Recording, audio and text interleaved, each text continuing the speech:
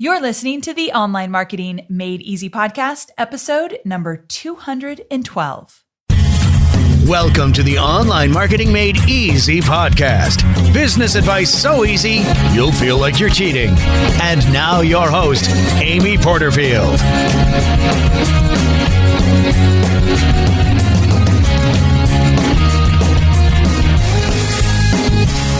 Hey there, welcome back to another episode of the Online Marketing Made Easy podcast. I'm your host, Amy Porterfield, but I'm not alone today. I have my sidekick, Regis, with me. Well, his name is Rick Mulready, but you know I like to be Regis and Kathy Lee. I was hoping you would not intro this episode in that way. I can't help myself. But alas, you did. I just love having you on the show. And today's episode is going to be so good. We are talking about you hitting $1 million year with a considerably smaller list, but we've got so much to cover. Before we get there, how the heck are you? I'm doing well. I'm a little bit nervous about this episode. Like you asked me to do this. Like we get talking about this, probably 4 months ago? Right. And I was like, no, we're not talking about this. Because he really did. He said no. Yeah. So what made you think that maybe you will do it? Well, I just thought a lot about, number one, I don't love talking about the revenue and stuff like that. Outwardly, it feels weird sometimes. It feels weird, because oh, look at me. But I'm so not that way.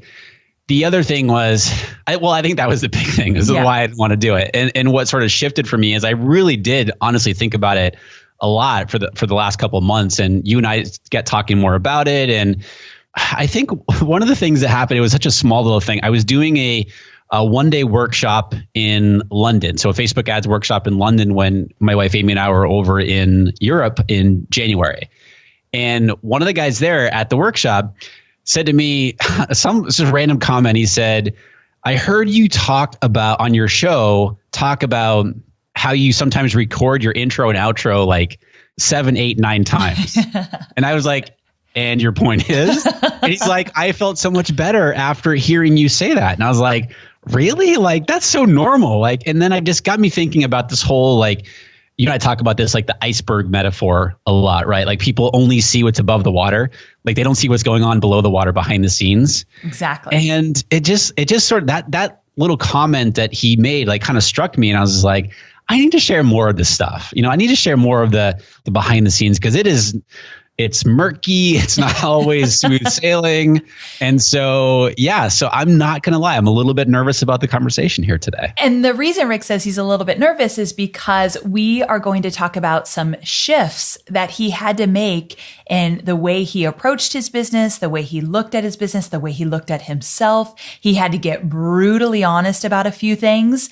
And so that's the surprising thing about business. I love to teach the tips and the strategies and all of that, but I also like to look at how are you thinking? How are you feeling? Why did you make those decisions? How did they work for you? If they didn't work, what do you need to shift? So we've got to talk about that because so much of being an entrepreneur is in your head. And if you don't recognize that and you only think about the tips and the strategies and the techniques, those techniques will only go so far before they completely crash and burn. You've got to get your head on straight around all of this stuff you're working on in your business.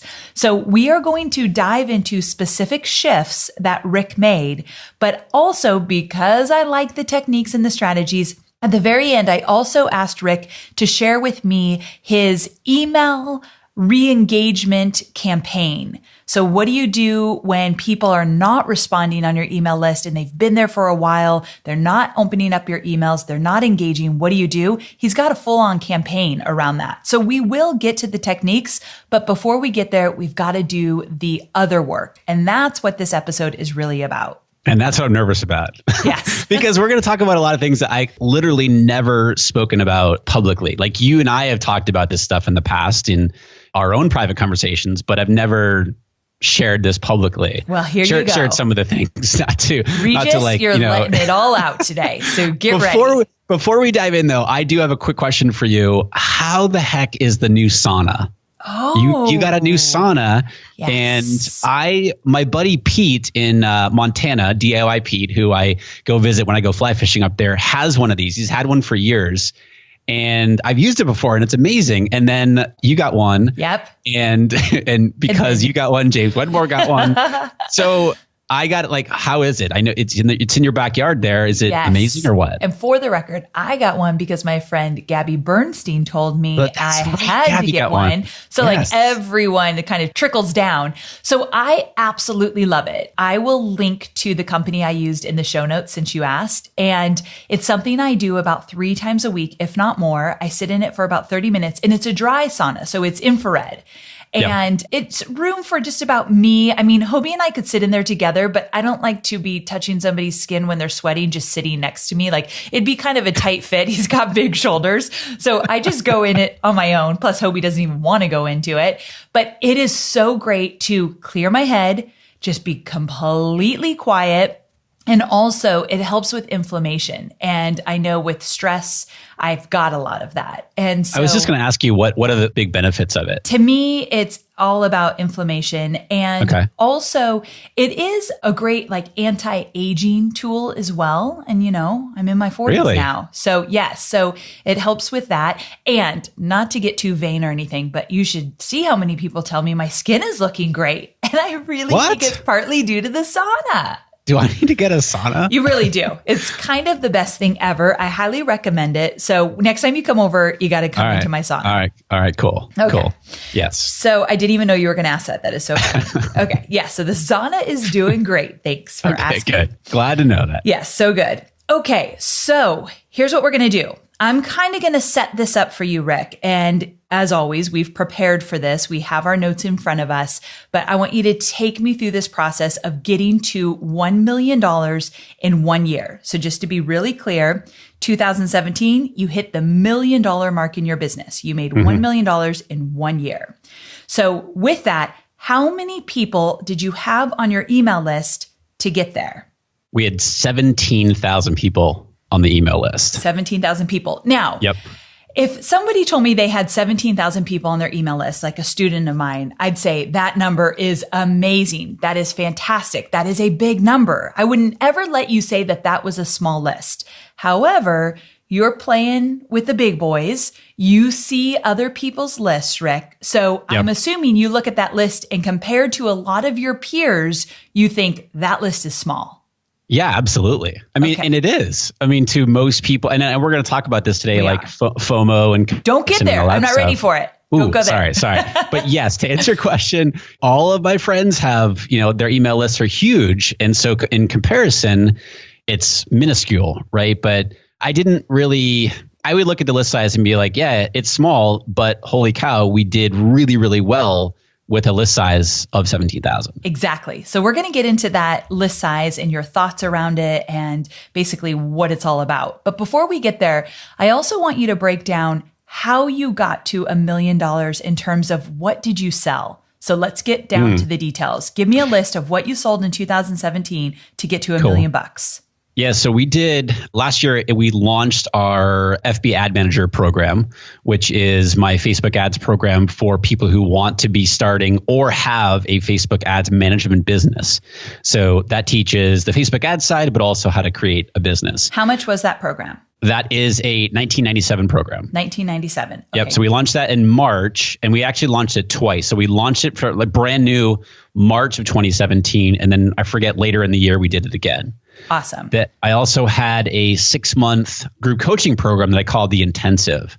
So that was a small group of people that we did group coaching for that was January to June. So that was another one. Okay. And how much was that? That was 10,000. 10,000 per person. 10,000 per person. 6 months. And did they ever see you live or was it? Oh, yeah. Two different live events. Gotcha. Okay. Yep. So what else? And then I did my FBA live events, which are my live Facebook ads workshops here in San Diego. And I did 2 of those. So I do 2 of those, May and December. And those are workshops. Like I've been there. People get into the nitty gritty of opening up their ads manager, doing the work, learning new stuff. How much was that? That was 2000. 2000. But at the time we did some, we applied some stuff for students and stuff like that who were existing students and so forth. Gotcha. But So some discounts and some opportunities to shave the price down for certain people. Yep, I get it. And then what else? We relaunched my two other programs. So my flagship program, the FB Advantage, and the FB Advantage Local. So we just relaunched those. I want to say it was FB Advantage was maybe twice. Local was once for sure. Okay. I don't remember exactly, but yeah, we relaunched those two programs. And FB Advantage is like your signature Facebook ads program. Yep, for online businesses. Yep. Online businesses. Cost? And then those are $9.97, both of those. Got it. And then the last thing, and this was a big thing in December, was I launched a brand new 12-month group coaching program, which is the Accelerator. Gotcha. And that was a big success at the end of the year. So that really helped get us to the $1 million as well. And how much is the Accelerator? That is $15K for 12 months. Gotcha. Yep. Okay. So one thing that I love to do is look at what people are selling and how they're getting to the numbers they're getting to. And one thing that's very apparent with the way Rick does things is he's got some premium pricing in here. He's going for some big plays. And what's very interesting about Rick that I know personally, because we talk all the time, is he's not necessarily trying to go for getting 3,000 people into one program. Instead, he's got these 6-month intensive. He has these smaller workshops, but the price points are higher. So he doesn't have to get 2,000, 3,000, 4,000 people into a program to make $1 million in a year. So I feel like it's more quality than quantity in terms of your business model. Yeah. And the reason I do this is because people want different things, right? Some people want courses. Some people want more of my individual help or my team's help. Some people want like, hey, let's go into a live workshop and bang this stuff out and implement and get right in there. And then I'm done. Some people want longer term help. So that's what it's designed to do. It's basically wherever you are in your business and where you need help the most, that's where we have an offering for it. Gotcha. I like it. Okay. So we went through the fact that you hit $1 million, you had 17,000 people on your list. We went through the different things that you did promote. But here's the real reason we're doing this podcast episode. As I mentioned, it's not about the promotions. It's not about the list size. Instead, it's about some core shifts that, Rick, you made to get there. And that's what I want to dive into today, because those are the takeaways that I think my listeners can apply to their own business as well. And remember, at the end of this episode, we are going to share with you Rick's subscriber re-engagement campaign. If you've got people on your list that are not taking action, he's got a campaign that you can apply so that you can get those people to either re-engage or take them off your list. Were you going to say something, Rick? I was just going to make a dumb little comment here. I have like one of those like little stress ball things that when I do podcast episodes, I have it in my hand right now. You're killing me. Okay, then I'm going to go deep, because if you're nervous, then I want to make sure we validate that nervousness and really get to the hardest stuff. It's when you're nervous that's when the best stuff comes out, I think. For sure. And that's when you get the most feedback. You're like, oh, I really appreciate that. Well, that was the most nervous to be talking about that. Exactly. It's like my episode about my weight. I'm like, I'd rather stick a pen in my eye than talk about that. But there you go. Here it is. Yep. Okay. So I get it. So I'm going to go through the shifts. I'm going to name the shift because I know what it is. And then I want you to just tell us about it. So number one, you shifted how you were thinking about your own email list size. Okay. Talk to me about that one. Well, I mean, when I first started, the business has been going for a little over 4 years now. And so when we first started, like I was no different than anybody else. I was still getting the notifications when people subscribed. And that was like a dagger into my heart. Like, what? No, like people are unsubscribing from my list. Like that killed me. We shifted that really quickly here. We like lose the notifications. Yes. So as we were talking about before, as we started to talk about, I should say, is we hear all the time people throw around list size and stuff like that. And you just never know. I mean, I'm not like questioning anybody, but you just never know like what the truth about that is. So for me, and I think we're going to talk about this here today, is that my list size in the middle of 2017 was about 30,000 people. But I had no idea in this re-engagement campaign that we're going to talk about here, I had no idea that half of that list size, about 16,000 of those people, were unsubscribes or bounces and all that stuff that were still on the list. And I didn't even know that. So we can talk more about that. But that's the first thing, is just be careful about when you start hearing people throw list size around. I'm not questioning their integrity like that. It's just a matter of, you know what?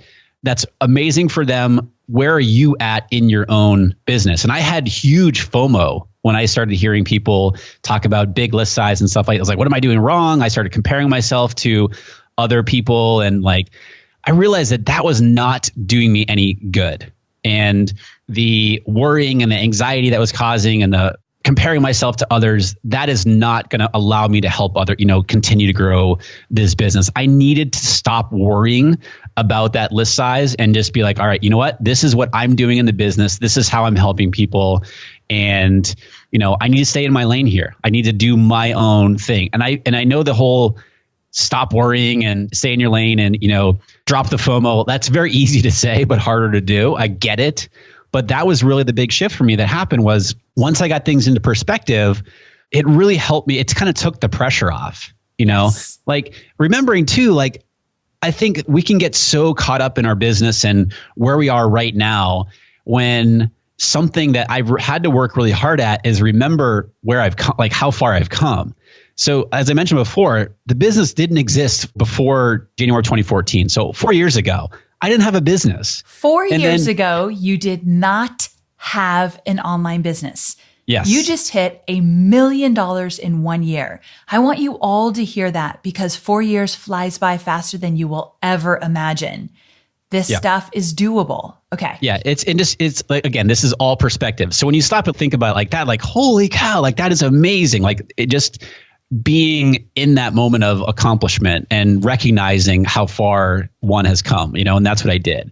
The other thing I love to do is, so the gym I work out at downtown San Diego looks into Petco Park, like into where the Padres play. That's kind of fancy, Rick. It is kind of fancy, except during baseball season. It's a total pain in the butt to go to the gym because it's crowded and everything. But I often think about this. This is how my nerdy brain works. I often think about like, all right, how many people does Petco Park hold? And I actually looked this up. It's 42,445 people. So to put that in perspective, how many people are either on your email list, or you're reaching with your podcast, or you're reaching with your videos that you're doing, whatever it is. Think about like you're standing in, like, I think I'm a hockey guy, right? So I think about like, and I'm a Washington Capitals diehard fan. So if I'm standing center ice in the Capitals arena, that holds about 17 to 18,000 people. Think about like, if that is your audience that you're speaking to an entire arena. And I think that's such a unique and cool perspective to think about that. It really is. I mean, taking this at a much smaller scale, sometimes my students will say, I have 500 people on my list, Amy. Like, what am I going to do with that? And I said, well, what if tonight you had to invite all 500 people over for dinner? Would that feel like a lot of people then? Yeah. And it's just a different perspective. So really, the takeaway here is all about perspective. And you really need to think about the fact that every single person on your list is a person that actually has raised their hand and said, I want to hear more about what you have to offer. So we need to treat each person as though they really matter. And as Rick said, we've got to stay in our own lane. Who cares what somebody else's list size looks like? All we really care is about our own. And I think that's what's most important. Just thinking about when we have a smaller list, it's so much easier, as you said, Amy, like we can have more personal relationships with people. Meaning like if you ask for feedback from somebody, from you send out an email list or send out an email to your list and it's got some content and you're asking for, hey, like, hit reply with whatever, asking for a question or response or something like that. If you have a smaller email list size, you're able to respond to those people a lot more easily if you have a list of 50,000 or 100,000 people or whatever. It's that you have that, as you mentioned, you have that greater ability to have that more personalized relationship with people and respond. And it's much more, I don't want to use I guess, terrible word to use, but manageable. You can have that greater relationship with them. So true. Okay. So the first shift, you shifted how you were thinking about your own list and you let go of any feelings or thoughts you had about other people's list size. So the second shift is that you shifted your feeling around your $1 million yearly goal. So I asked Rick, I said, did you have a goal of hitting $1 million in 2017? And he said, oh, I did. And I said, okay, so then what do you mean that you shifted your feeling around it? So talk to me about that. Yeah, so that actually was our goal. And the goal was to hit 7 figures in 2017. And people ask me, like, and you and I've talked about this, like, well, why? Like, why was that important? And for me, honestly, it was kind of what we're just talking about. Like, so many people talk about, throw it around like, well, we have a 7-figure business. And I feel like that would have allowed me to say I made it. Yeah. And whether right or wrong, like that's how I was thinking about it. So that was sort of my mindset around it, because it was like this holy grail, quote unquote, if you will, of the number that I felt like I needed to reach in order to sort of legitimize, is that a word? Legitimize? Yeah. Legitimize what I was doing. And as the year was going on, we got about 6 months in the middle of last year, and I was not on pace at all to do that. And I was working really hard. I was killing myself, working really hard like I have been for the past several years. And I just started to think about it. It's like, at what expense am I doing this? Like, what does this whole $1 million thing really mean to me? Is it because at that point I hadn't really realized what I just mentioned is like, why am I really doing this? What's really the reason why? Do I have to have this number in order to quote unquote legitimize my business? Heck no, I don't. I realized that it just wasn't important to me anymore. And I realized that, you know what? My goal is still $1 million, but if I don't hit it, it's okay. I also realized, and this is, I think, something that you and I have talked about a lot, as I mentioned before, this is something I never talked about actually publicly, is the business wasn't fun anymore. And about 2.5 years ago, I remember distinctly, I hit rock bottom. And I remember distinctly because my wife Amy and I don't know why I always say my wife Amy. I think that's distinguished because I'm always talking about you. Right. So Amy and I were. What if you said like, so Amy and I were in bed and we were talking. Yeah. Let's just say your wife. I like it. My wife Amy. We were living in our original apartment here in San Diego, the first place we moved when we moved down from LA. And it was a super small place. It was a 1-bedroom place. So both of our desks were in like the living room area. I remember. Yeah. It was a debacle. Like it was awful because I'm doing interviews, and she's doing stuff, and cause she has an online business as well. And so it was awful. Like it's it was too close for comfort. And I remember one of the things that I used to do a lot was I'd work well into the evening. And it wasn't because I was doing stuff that I felt like I was moving the business forward when it really truly wasn't. And I've been doing it for so long, and it was causing friction with Amy, and I just hit rock bottom. I was super, super depressed. I mean, to be honest, I was in a very dark place. I was miserable. We're talking about skin earlier. I have eczema. I've had eczema my entire life. And so stress and everything makes it worse. And it was that my skin, like my health started to deteriorate because of it. Mm-hmm. And I was just super stressed out, very depressed. I'm like, what am I doing? I just started questioning everything. Like, what am I doing? And so kind of fast forward back to last year, in the middle of the year, when I wasn't having the fun in the business, I was chasing this goal of $1 million. And so I started and I wasn't on pace, and I'm like, what am I doing? Something's not working. And the whole shift for me happened there, because a lot of it we're talking about shifting. The whole shift for me happened like, look, I realized I kind of took a step back and I put things in perspective of what I just mentioned was, why am I truly going after this $1 million? Like, what does it really mean to me? And when I realized that it was just a number that I'd put out there because of what I heard in our space, that numbers get thrown around so much, when I stepped back from that and said, you know what? The goal is still there. I'm not going to, I am never going back to that 2.5 year ago feeling. I hit rock bottom. You were miserable. I was. And you and I talked about that a lot from when I shared that with you. Yeah. And I just, was like, decided that that's the alternative, and that's not the alternative for me. I'm not going back there. And so I'm going to have fun with this. And I'm going to do this from a sense of service and a sense of giving. And, the numbers are going to take care of itself, if you will. And so that's what became most important, is how am I genuinely adding value to my audience? And that sort of started to shift. And it wasn't like overnight.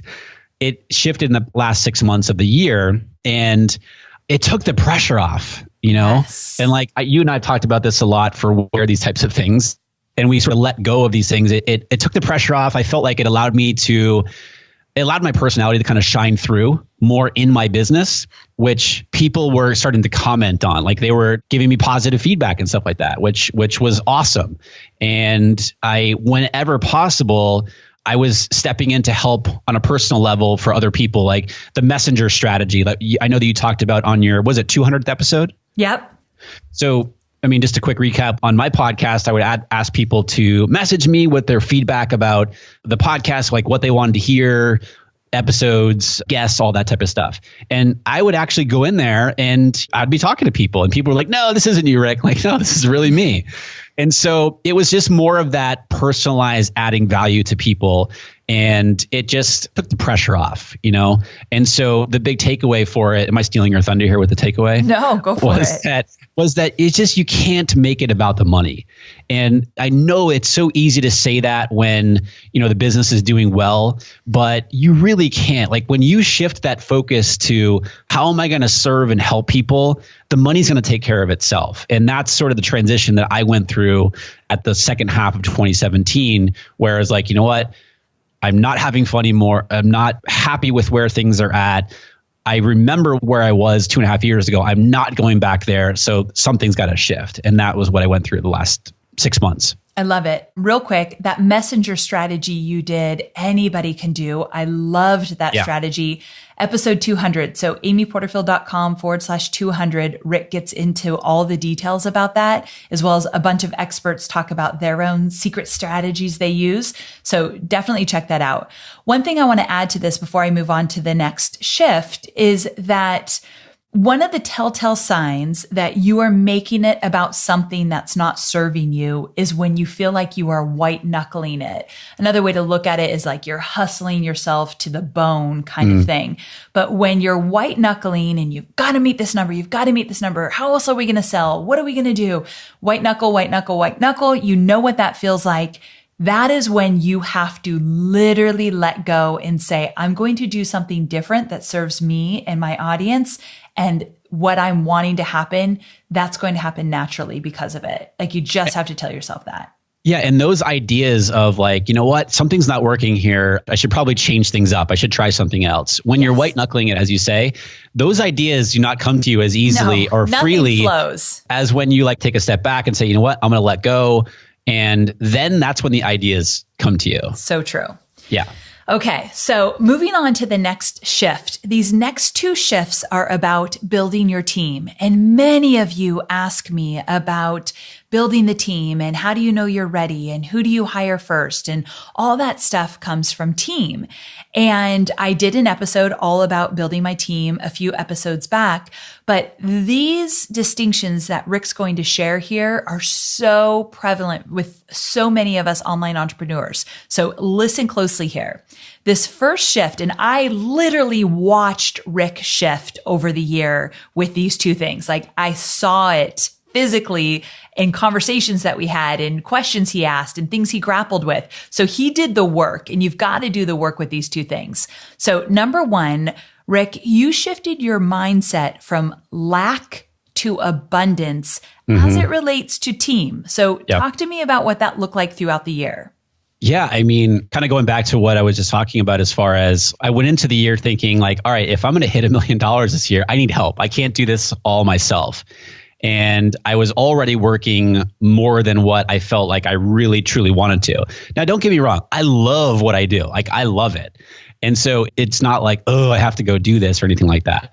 But at the same time, again, this is another one of those things where I had people helping me on my team. I had a day-to-day assistant, and then I had sort of contractors helping out from like on a project basis, launches and stuff like that.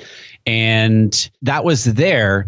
But I knew that if I really wanted to take things to the next level, I would need to start to let go. And I would do that by not only what we just talked about, like letting go from a mindset perspective, but also letting go control and bringing more people onto the team. The hard part for me was that I was like, how am I going to afford this?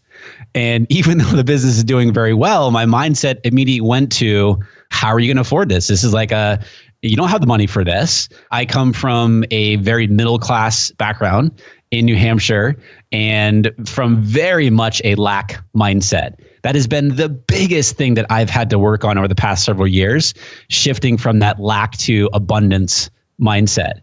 So with that, I knew that if I invested in bringing people onto my team, that was going to help us grow bigger, help us serve more people.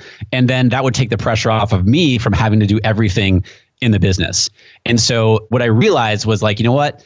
In order for me to make this work, in order for us to do those types of things, I had to shift from that lack to abundance mindset where, you know what? If I bring more people on, we get to do all these different things. We get to serve more people. I don't have to take all the pressure. And I get to help them because I'm supporting them as well. That was a huge shift for me. Huge. And as an online entrepreneur, let's not pretend that it is easy to say, I'm going to bring you on and I'm going to pay your salary, whether it be project fee, retainer, hourly rate, whatever it is. Paying somebody out of an online business that you don't necessarily always have consistent revenue coming in, that is a freaking scary thing. I totally get it. And I talked about that a lot in episode 208, all about growing my team and my big fear that I am paying for somebody's livelihood. And that is really where Rick got to. And the next one, he's going to talk about what his team looks like today. But he literally is paying for someone to live. Like that is their main revenue stream. And that scares many of us. Rick, would you agree? Like that is a scary thing. Absolutely. And I struggled with that. The whole building the team has been a massive evolution for me from a mindset perspective over the past 4 years. It was not something that came easy to me. Like this is something that I probably sought the most help on in the business in addition to mindset is how to grow the team, how to be a good leader and all that sort of thing. Yeah. And a big part of that, because I am a control freak, is you got to let go of that control in order to have a bigger impact on whatever you're trying to do. So true. And so hold on. That's going to be our next shift. So one quick second. I'm jumping back and saying that you learned to move from lack to abundance. Mm-hmm. And also, I think the big takeaway is getting honest with yourself. Are you not growing your team because you are scared to spend money? Yep. And if you're making money and you're scared to spend the money to bring somebody on your team, that is not a good enough reason not to move forward. So that's where I want to get like brutally honest and you to get honest with yourself and ask yourself, are you living in that lack versus abundance? And it's something that literally Rick worked out over months. He didn't just wake up one morning and he say, I'm ready. Like he had to work on this and talk to his friends about it, talk about it in our mastermind together. So definitely start that conversation with those that you trust because you're holding yourself back. Now, moving into the final shift, this one is where Rick was going with that because it's so important. It kind of leads right into it. And that was Rick had to shift his mindset around control. And so talk to me about that. Yeah. Like I said, I'm a control freak. I want things going out the way that I want them to. Amen, brother. Me too. And I have been challenged with perfectionism. I want things to be perfect. The evolution there was I had to let that go. I had to shift that mindset of, you know what, perfectionism is only going to hold me back. If I want to have the impact that I want to have and I want to help the number of people that I want to do, I am not going to be able to control everything. I've got to trust in my team and also trust in how you're hiring people that when you bring somebody on, like you've hired them for a reason. Let them do their job. They're part of your team. And so after I got past that hurdle of investing in growing the team, I then had to learn to trust them and allow them to do their job. Basically, you don't want to be the bottleneck in your business. And for a long time, I was that person that was holding us back. And we talk about that a lot as well, right? Yeah, so true. So I have a small team. Like this is when, it's sort of like when people hear about the email list size, but then they also hear how big or small the team is. Yes. And I have a very small team. And what you like to say is you have a small but mighty team. Yes. So I have an executive assistant. Everybody's local, by the way. And that was a shift that I decided to do, take a page out of our friend James Wedmore's playbook here, is to hire locally. And so everybody on my team on a day-to-day basis is here in San Diego. So I have a day-to-day executive assistant. He handles, sort of the day-to-day stuff as far as calendaring and email and customer service and that sort of thing. I brought on a project operations manager. I call her my integrator. She's like project manager. Now she started in October. And you and I talked about, have you ever talked about on the podcast here, Rocket Fuel, the book Rocket Fuel? I think a little bit, but mention that too. That's a good one. So the whole concept of Rocket Fuel, it's the follow-up to the amazing book Traction by Gino Wickman. And Rocket Fuel just talks about the two different roles in a business, the visionary and the integrator. The visionary is pretty much just what it sounds like. It's the person it's the CEO who has the ideas. You're coming up with the vision of the company. And the integrator is the one who's making sure that those things happen. They're integrating those things into the business and basically running the day-to-day of the business and the team so that the visionary can do their job. Yes. Does that make sense? Okay, cool. Does. So for you guys that know my team well, it would be Chloe as the integrator and then me as the visionary. Yep. And I did mention Rocket Fuel because I told all of you guys in a past episode that I took the test inside Rocket Fuel and pretty much failed as the visionary of the business. That's right. You did talk about that. I remember that. That's when I knew I needed to step up. So this year has been all about me creating the vision for everything that we do. So yeah, I love that book. Cool. So I brought Skylar, who is my integrator, onto the team in October. And that was another huge mindset shift for me because I was bringing her on to be that integrator, to be that project manager, and to run all of the day-to-day stuff in the business and making sure that everything's getting done and all that stuff. So that was another sort of forced exercise for myself in letting go of control, because bringing somebody in to do this, I got to let them do their job. And she's been amazing. And then I just hired, literally when we're recording this, a week and a half ago, a marketing assistant. So she too here is local and she's working alongside Skylar, the integrator. And she's also going to be taking on our social media. Nobody is full time. So these are contractors working in the business. That is it. That's my day-to-day team. So 3 people. And then I have contractors all over the world for like copywriting and podcast editing and those sorts of things. But my day-to-day team is very small. Okay, so let me break this down a little bit. So as you heard, Skylar came on in October of 2017. So Yep. She wasn't there from January to October while Rick was making the money that he wanted to make to hit that $1 million mark. So really it was Rick, and then it was his executive assistant, Justin, and then it was contractors.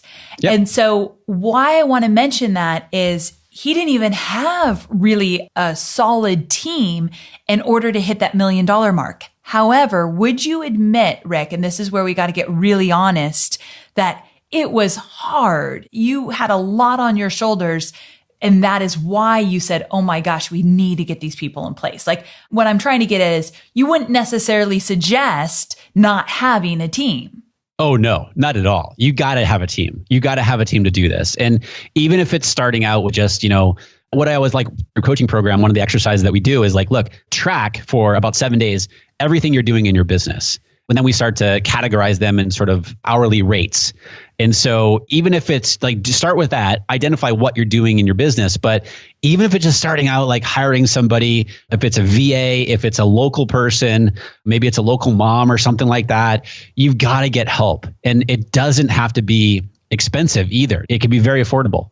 And what you're going to get back and what you're going to, again, this is going from that lack to abundance mindset. Yes, you are paying money out. And my suggestion there is do it before you think you need it, because it just shifts everything you do and how you're able to run the business when you have that extra help, so that you can be focusing on, because like the whole goal for me personally, Amy, is that, and I know that you and I talk about this a lot, and I know this is for you, is so that we can be focusing on what our strengths are and what lights us up the most, and that everything else is getting taken care of. Right. right? Yeah. So important. So the takeaway here, because the final shift was that Rick shifted his mindset around control on his team. The takeaway is, yes, you can do this, all the stuff we talked about, without a team. However, it's tough. You will burn out. And you're creating a business that you do not love, because there's no way doing it all by yourself is going to bring you massive joy. And it's really hard to scale that kind of work when you're doing it all by yourself. So before we get into the list cleaning process that Rick's going to take us through, I want to basically go over these shifts one more time.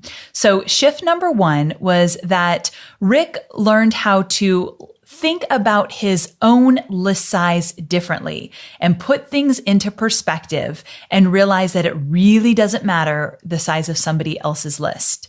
Number 2, he made a shift around how he felt about his $1 million goal. He still kept it as his goal, but then he said, look, if I don't get there, what's more important than that? I want to serve these people. I want to add value. I'm never going back to that dark place that I was at 2.5 years ago. So if that means I don't reach the goal, but I'm still happy and I'm serving, then so be it. Funny thing is, the money falls into place when you stop white knuckling. And that's exactly what he did. The third shift was that Rick shifted his mindset from lack to abundance. And many of us, I'm totally with Rick in terms of growing up in a blue collar home, and lack was very prevalent in terms of got to hold on to it tight.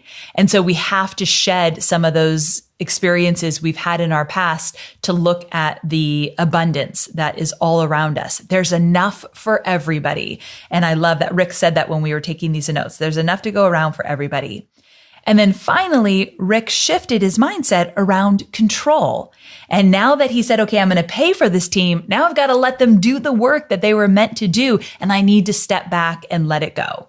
So those were the main shifts that Rick made in order to get to a $1 million year. And I'm pretty sure you'd agree with me, Rick, if I said, if you showed up with the things that you sold, your promotions, and your list size, that was not enough to get you to $1 million, that these shifts had to happen. Would you give me a big amen on that one? 100%. Oh, yes. Okay. Yeah, for sure. That I think is most important for you all to hear. The shifts needed to happen as well. Okay, so now because Rick and I like to keep our promises, we are going to walk you through a quick re-engagement campaign. And this is all Rick. I have never done this before. I do plan to do it soon. And so I'll report back when I do it. But Rick, walk me through what it looked like, what you were putting in these emails, and just the whole process around tagging and segmenting. And let's just be really clear. The goal of this list cleaning process, also called a re-engagement campaign, is that you want to look at your list and figure out how many people on that list want to stay there if they haven't been engaging with you recently. And if they don't want to stay there, we want to get them off our list. If they do want to stay there, we want to learn more about them so that we can give them more of what they need. So walk me through it. Yeah, I want to caveat this is don't do this exercise if you're still hung up on the list size. Yeah, that's a good point. Because it's going to shrink. Yes. Exactly. And this was hard for me, even though I had already started to make that shift about the list size. I was okay with it. This was a big blow to me because I figured out, holy cow, I went from a list size, as I mentioned before, of 30,000 people on the list. I was like, all right, cool. There's 30,000 people on there. But I also kept hearing from people, this is another one that we're always talking about stuff in our space here, is everyone started talking about cleaning the list and making sure that you've got the most engaged people on the list and ensure that you're cleaning a list out on a regular basis. Well, I hadn't cleaned it out in like 2 years. And so this was not a focus for me. And then I was like, you know what? It's time to do this. So let's figure out how best to do this. And we're going to go through the process here in just a second, but I'll tell you the results of what happened here. So again, the list size was about 30,000 people. And when we did the re-engagement campaign, cleaned it up, the list size dropped down to about 17,000 people. We lost, I think at that time, about, I know it's not adding up because we added some people, but we lost about 16,000 people. We dropped about 16,000 people off of the list. Wow. I saw that. Number one, I was like, wait a minute, we did something wrong. Like something is not adding up. Those numbers are not right. Yeah. Let's go back and check this team. Come on. And so that was my control, kicking back in. Like, wait a minute here. And then once we looked at it, we realized that, that was a combination of people who had unsubscribed from the list previously, email bounces. So, when you send an email and it bounces back, it's a dead email address or a dummy email address. So there were bounces on there. But then there were also the group of people, and I don't remember exactly how many this was, but there was also the group of people who weren't engaging. And so we took a number of people who had not engaged with any of our emails, meaning like opened up or anything in the past 90 days. And so it dropped like that whole number. Once we got the unsubscribes, the bounces, and the people who weren't engaged, that was 16,000 people. And I was like, holy cow, what is going on here? Why is this number that I'm looking at, we use Infusionsoft, why is this number including unsubscribes and bounces? Because that's not, like, in my mind, that shouldn't be reflective of that number. Right. Would you agree with that? I would, 100%. I had no idea. And so I get on and I started asking people, and I went into like freak out mode. Like, what is going on here? And I learned that email CRMs, not all of them, I should say, not all of them. I don't want to start listing them out, but not all the CRMs treat unsubscribes in this way. But Infusionsoft does, and I later learned the reason for it is because they're customers. So if they're tied to customer information, that's why they're still on your list. And it's showing up even though they might be an unsubscribe, but maybe they're a customer I don't know why that would happen, but that is the reason why they keep it on the list. But you're still paying for that number. You're still paying for, you pay for the different levels of your email CRM. Yes. So anyway, so we cleaned it down to about, at that point, it was about 16,000, and then it raised up a little bit over to about 17,000. And so this is what that re-engagement campaign looked like. The first thing we did, as I mentioned, we segmented the people on my list that had not opened any of our emails in the last 90 days. So we came up with that group of people. We also identified who those unsubscribes were and what the bounce emails were. So once we did that, we looked at, okay, who are the people who have not opened any of our emails in the last 90 days? And then we said, all right, over the next, I think it was 2 weeks, we sent out 4 emails. So we did the first one at 8 o'clock on a weekday. I don't remember it doesn't really matter which weekday necessarily. And I don't want to go down that rabbit hole too far, but as far as Friday versus Saturday, but it was a weekday. It's like 8 o'clock in the morning. The next email went out 2 days later. We tested 11 a.m. in the morning. The third one went out 2 days later after that. And we sent that out in the evening time to test that time. And then the fourth email went out 2 days later. So what's that? Yeah, about 2 weeks, week and a half. And that last email went out at 8 o'clock in the morning. What we did there was if the person re-engaged, meaning they opened up the email, then we wanted to segment them. So the goal of this whole campaign was we want to get people to re-engage. We also wanted to add value to people. And the third one was we want to segment people, meaning if they're re-engaging, we want to segment them based on, do they want to start a Facebook ads business, or are they managing Facebook ads already? Do they have an online business running Facebook ads? Are they a local business? So in these re-engagement campaigns, they all included links in the email to segment them. Meaning we said, I forget what the exact wording was. We said, please click the link below that best describes you and your business. And there were 3 different links. Depending on which link they clicked, we were able to tag them with Infusionsoft. And then after that, I said, depending on whichever link that you choose, or depending on which option that you choose, we followed up immediately with a value-based email that pertained specifically to them. And so based on what they clicked, we tagged them, meaning segmented them, and then we followed up with some email, a value-based email for them. And that also removed them from the re-engagement campaign because they were engaging. If they made it through all the emails over the 2 weeks and they didn't engage, we removed them from our system after checking to make sure they weren't a customer, which is something that you and I talked about. Yes, so good. So that's sort of the process. Now, there's different strategies out there about what you can do with those people now that you've got a list, because you're basically after these people go through, remember, we're tagging them as they engage. So we're removing them from that re-engagement campaign. So let's just say you're starting off with a list of, say, 5,000 people. And that's what the people who are running through your re-engagement campaign. Well, at the end, I don't know, let's just say 1,000 people have engaged again. So now you have 4,000 people, and those people are not engaging. Like they haven't engaged with you for 90 days and they didn't engage with any of your this follow-up campaign here. Now you have a couple different options there. People talk about, do we just drop them after we check, of course, to make sure they're not a customer? Do we just drop them from our email CRM? One thing that you can do with those people who didn't engage. Now remember, we cannot do this from anybody who has unsubscribed. All right. Now let me just explain this real quick. Is the people who didn't engage, we can take that list because we have that segmented list of, say, 4,000 people, upload that into Facebook, and as an email custom audience, we can retarget them to try to re-engage them to get them back on our list.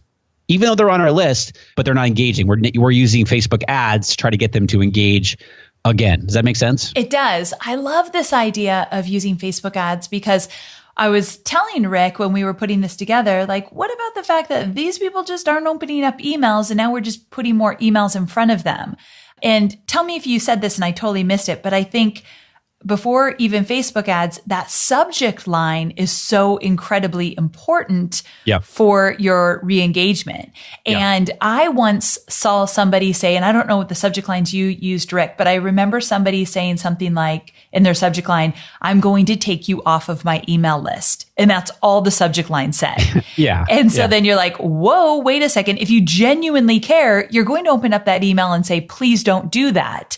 But if you don't care, you won't open up the email. So I'm saying really bold subject lines are necessary, or it's just going to be another unopened. So that's one thing. But also I love that you brought up Facebook ads because we've got to meet them in a different way just to make sure we can get them re-excited about the content. They've been missing out. We want to get them re-engaged. So I love that you're thinking about doing both. Yeah, exactly. And just kind of set a time for yourself. You're like, all right, you know what? For the next 2 weeks, I'm going to spend a few dollars to reach this audience here to see if I can re-engage them. If they're not, okay, cool. Like that, there's the whole ego thing where when I had like, holy cow, 16,000 people, my list was not 30,000. That was a big hit to the ego. Now, if somebody doesn't want to be on my email list, they unsubscribe, please get off the email list because I want to serve people and help people who want my help. And that's really how I think about that. One thing I want to kind of touch back on real quick about the Facebook ads, be careful about doing that strategy that we just talked about with your unsubscribed people. So people who are unsubscribed on your email list, you cannot upload those people into Facebook to retarget them to try to get them to subscribe again. That is against Facebook's custom audience policies. If somebody has opted out of your email list, you cannot be uploading that list into Facebook to serve them ads. It's against policy. I love that you brought that up. So that's very important to remember. Yep. Okay, Regis, I think we did a good job here. I think we went through all of the emotions and thoughts and feelings around what the year looked like and how you got to $1 million. I really appreciate you sharing some of those stories that you've never shared before. And I hope it actually feels good to you because I know it's going to be valuable to our listeners. It does feel good. And I just want to acknowledge you and thank you very much because you know how nervous I was about doing this. And I'm obviously, you know, that if I didn't want to do it, I wasn't comfortable, I wouldn't have done it. Right. But I felt like if I'm going to talk about this, I'm going to talk about this with you in this sort of setting to have a conversation. And I really appreciate you and how you handled this and kind of going through the conversation with me. And as you know, this was a harder one for me, but I really appreciate how you handled it with me. So thank you for that. So honored to do so. I'm so glad we shared your story. I think it needed to be shared for sure. So here's to many, many more successes. And before I let you go, what are you working on these days? Yeah. So we just, at the time recording this, we just released the ROI Club, which is a brand new membership program that I'm really excited about. Okay. You and I have been talking about this for a while. That's what I was going to say. We've been talking about you launching this for a while now. You must feel so good that it's out in the world. So you've got to tell us what it's about. I thought it was a brilliant idea. So I'm so excited you're doing it. Yeah, this came about it's been brewing now for like a year. Oh, I love it. I've had people in the mastermind saying, Rick, you've got to have something like this. And I was like, yeah, I'll get to it. And finally, I'm like, you know what? It's time to release this into the wild, if you will. And so the ROI Club was born in March of 2018 here. And basically what it is, it's 2 deliverables. Number 1 is we all know how quickly Facebook changes, right? Facebook is making changes like what seems like every week. And you go in there and it's like, holy cow, what is this thing? And how do I use this? Or how do I use this update to make sure that I'm getting, good results with my ads? And so one of the deliverables for the ROI Club is what I call the State of the Union. So each month I come on and I do a live State of the Union on the very latest Facebook ad updates. What's going on? What are the new updates? What are the new features, new policies, anything like that people need to know in order to ensure they're getting the best results possible from their ads. And then the second deliverable is a funnel blueprint. So I put together a Facebook ads funnel blueprint every single month where I share a funnel, I break it down. And first of all, there's 3 different elements or a few different elements of the funnel that I put together. I give you the funnel, and then I break the funnel down from like step by step all the way through the funnel. And then I also do a video walkthrough of the funnel that accompanies it. And so it's plug and play. Basically, what my intention for this is someone to get this funnel blueprint, to be able to implement it in their business in a matter of hours if they want to, and then they're off and running. So I'm really, really excited about this new membership program. And you do this every single month, right? Every month. Yep. So the first of every month is the funnel blueprint. And then the 15th of the month is the State of the Union. So good. Who do you think is a good fit for the ROI Club? Yeah, that's a great question. Thank you for bringing that up. I'm getting a lot of questions around like, am I going to learn Facebook ads in this membership or anything like that? No, you're not going to be learning Facebook ads for the very first time. I'm not going to be taking you through like step by step how to set up campaigns and stuff like that. So this is more so for people who are already doing Facebook ads or at least dabbling in Facebook ads and looking to take their Facebook ads game to the next level. This is not going to be for somebody brand new who has never done ads before and really has no intention of doing them. However, if you are just starting out and this is something that you're going to be committing to, meaning like, all right, you know what, Facebook ads are going to be part of my business, then this is a program for you. Perfect. So thank you so very much, Rick. That's awesome. And congrats on launching the ROI Club. If you're interested in the ROI Club, you can go to amyporterfield.com/ROI Club. Simple as that. amyporterfield.com/ROI Club and get all the details. All right, Rick, take care and thanks again. Yes, thank you so much. I appreciate it. So there you have it. I hope you enjoyed this interview with Rick as much as I have. I really like that we started out this interview talking about what Rick sold in his business. I'm always curious to know, how are people making money? What exactly are they selling throughout the year to reach those big goals like Rick did in his business? So hopefully you found that interesting as well. And then of course, we've got to get into the mindset stuff because being an entrepreneur is so much about the mindset, more so than it is the mechanics, the strategies, the campaigns, the promotions, the funnels, all that good stuff. So I like a mix of both, and I feel like this interview had both. So I hope you found that valuable. Okay, I cannot wait to talk to you again next week. I have something extra special planned. I'm not even going to tell you what it is, but make sure you show up for next week's episode. I think you are going to love it. All right, talk to you soon. Have a great week. Bye for now.